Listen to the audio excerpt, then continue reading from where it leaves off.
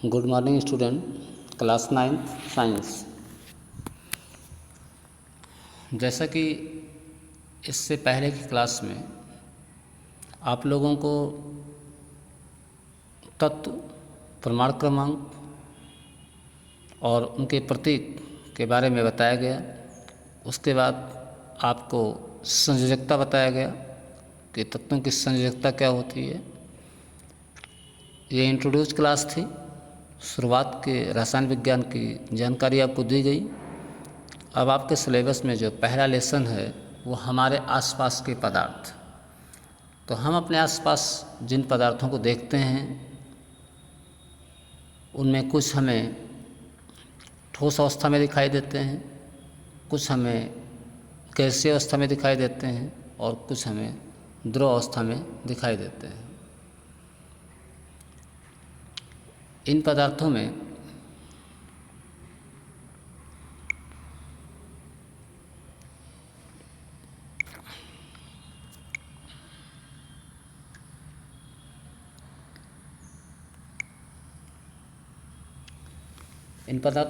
जैसे आप लकड़ी देखते हैं, लोहा देखते हैं, ये आपको ठोस अवस्था में मिलते हैं।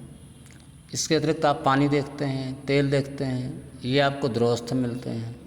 और उसके बाद आप धूल और धुएं के कण देखते हैं या वाष्प देखते हैं। जब पानी गर्म करते हैं तो पानी वाष्प के रूप में बाहर इन्वायरमेंट में जाकर मिलता है, तो वो भी पदार्थ ही है, लेकिन पदार्थ का वो एक रूप है।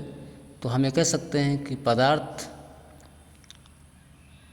वे वस्तुएं जो स्थान घेरती हैं और जिनका कुछ न कुछ द्रव्यमान होता है, पदार्थ कहलाती है।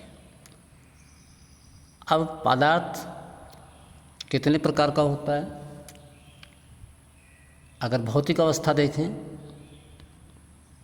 तो भौतिक अवस्था के आधार पर पदार्थ को 3 भागों में बांटा गया है। एक आपका ठोस है, दूसरा द्रव और तीसरा गैस। ठोस क्या होते हैं? वे पदार्थ जिनका आकार और आयतन दोनों निश्चित होता है। जैसे आप लकड़ी देखते हैं, लोहा देखते हैं, सोना है, चांदी है। इस तरह से जितने भी ठोस चीज़ें आपको दिखाई पड़ रही हैं सब पदार्थ हैं। यानी जो कुछ भी आपको प्रकृति में दिख रहा है सभी पदार्थ का कोई न कोई रूप है, चाहे वो ठोस का रूप है, चाहे वो द्रव का रूप है और चाहे वो गैस का रूप है। इसे यहाँ पे हमने इंडिकेट किया है कि पदार्थ जो आपका है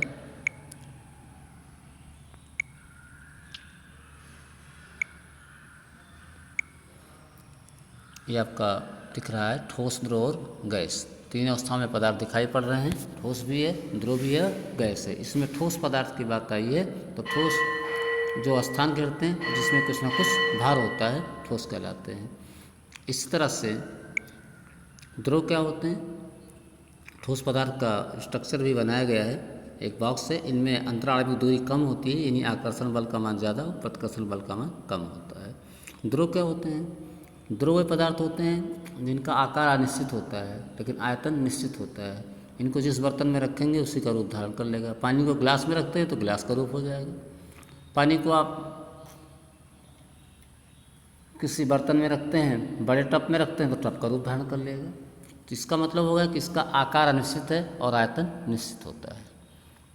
इनमें इंट्रामॉलिक्यूलर डिस्टेंस या अंतराणविक दूरी का मान ठोस की अपेक्षा ज़्यादा होता है। जैसे पानी है, तेल है, दूध है। तीसरी जो अवस्था है पदार्थ की वो आपकी गैस अवस्था है, जिसको आप देख पा रहे हैं। गैस अवस्था वह पदार्थ जिनका आकार और आयतन दोनों अनिश्चित होता है। ये स्वतंत्र होते हैं, इनके अणु दूर दूर तक गति कर सकते हैं। इनका आकार और आयतन दोनों जो है निश्चित नहीं होता है। इसमें आप देख सकते हैं जैसे जल वाष्प है, जल वाष्प को भी देख सकते हैं आप, या कोई भी गैस है, चाहे वो सल्फर डाइऑक्साइड हो, चाहे कार्बन डाइऑक्साइड हो, चाहे जल वाष्प हो। बहुत सारी गैसें हैं, चाहे मेथेन हो, चाहे एथेन हो, चाहे प्रोपेन हो।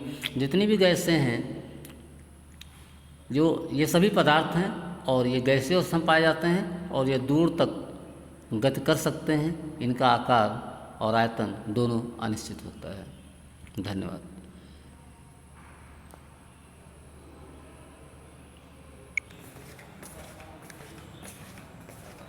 जैसे कदम ताल नहीं होती, कदम ताल में आदमी पूरी ऊर्जा खर्च करता है,